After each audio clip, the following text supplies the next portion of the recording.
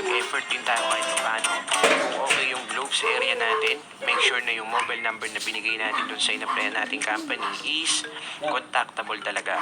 Halimbawa, kung mas maganda rin kung dual SIM ka, ang gawin mo, bumili ka pa ng isa pang SIM card, and then ituring mo yun na for application purpose or business purpose na SIM card, para at least ma-determine mo na yung tumatawag na yun, ito sa inappalyan ko to, kaya kailangan handa ako. So kasama yan sa preparation, mga kasabi ko. Isa pang bagay na dapat yung isaalang-alang sa preparation, kapag kung alam nyo nang meron kayo nakaschedule na phone interview, lagi kayo mag-ready ng headset or earphone. Dapat lagi nasa tabi nyo yan, nasa pulso nyo, kasi mas maganda kapag in-interview ka na naka-earphone ka, yung may mouthpiece na headset, kasi mas madali kayo magkakaintindihan. Kaya mas maganda kung meron ka nang ine-expect na call from sa in-apply mong company, dapat lagi ka meron naka-ready earphone or headset. Mas maganda yan, kasabi ko. Sa preparation, dapat lagi mo ring isa sa alang-alang yung paligid mo. Halimbawa, may tumawag sa'yo, alam mo na ito yung schedule ko for the phone interview. So, kailangan yung paligid mo is tahimik lang. So, I understand kung may mga bata sa area natin, medyo magulo, o kaya nasa tabi tayo ng kalsada, maingay talaga, or merong aso, kahol ng kahol. Okay lang na pumunta ka sa CR, maghanap ka ng tahimik na lugar sa iskinitang madilim or sa abandonadong bahay, ganun. So, kahit sa mga effort lang na yun, talaga parang hindi ka madidistract, kasi kapag may nakikita ka na ibang tao or dumadaan, ganun, or may naglalakad sa harap mo na bata, madidistract ka. So, gawin mo, mag-effort ka, maghanap ka ng pwesto sa phone interview mo na walang makakadistract, para mas maintindihan mo rin yung mga sinasabi ng interviewer mo. Kasama yan sa preparation, mga kasabi ko.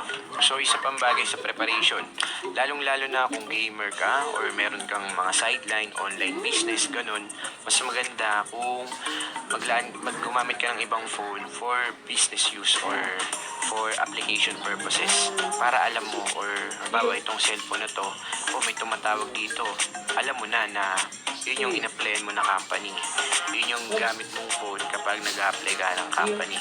Mas maganda yun, kaswabe.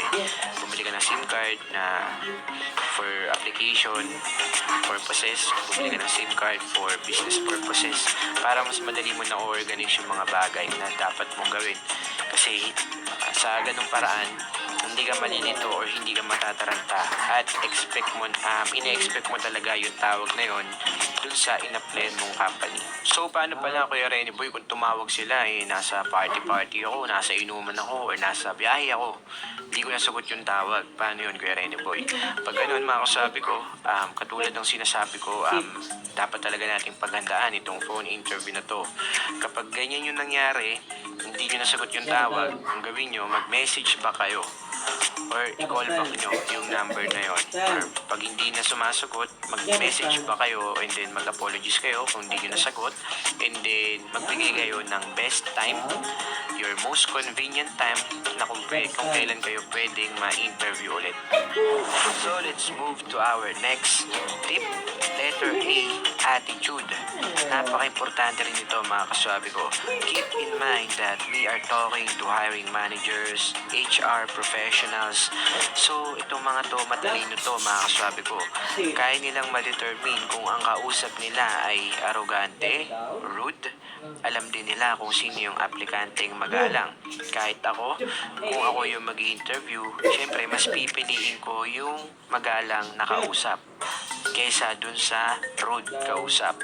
Si Tintin, kulang na nga sa nutrisyon, hindi palaging nagva-vitamins. Baka magka-immunity gap. Help stop immunity gap. Palaging Mag-Selene Plus. Tulong para 100% ang immunity. Mag-Selene Plus. Araw-araw. Unilab yan.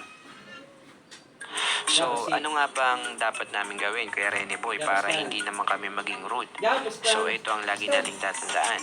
Tuwing sasagot tayo ng interview, dapat, meron silang mga tanong or hindi natin sila maintindihan. Lagi tayong gagamit ng word na excuse me or please. Itong mga word na to, ito yung mga polite words talaga na ginagamit para mapakita mo na magalang ka. Bawa, imbis na sabihin mo, I was not able to hear your voice. Can you repeat that? Diba? Parang ang rude ng dating.